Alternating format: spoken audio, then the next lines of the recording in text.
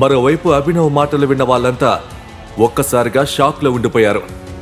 అభినవ్ లాంటి బికారి నోటి నుంచి అలాంటి మాటలు వస్తాయి అని ఎవ్వరూ ఊహించనేలేదు.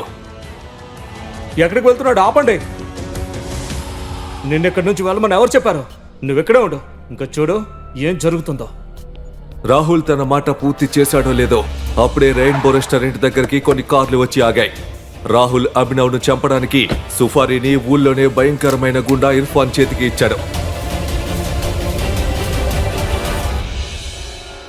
ఇర్ఫాన్ తన మనుషులతో కలిసి కోపంగా లోపలికి రాగానే రాహుల్ తనతో అన్నాడు, ఇర్ఫాన్ భాయ్ ఫైనల్లీ వచ్చేసారా? చెప్పు రాహుల్, ఏంటి ప్రాబ్లం? ఇక్కడ ఎవరిని లేపేయాలి? అదిగో ఆ విధంగా ఇర్ఫాన్ భాయ్. ఈ ప్రశ్నలకు సమాధానాలు తెలుసుకోవాలంటే క్రింద ఇచ్చిన లింక్ ని క్లిక్ చేసి పాకెట్ ఎఫ్ఎం యాప్ ని ఇన్స్టాల్ చేసుకోండి. Stay tune to pocket FM.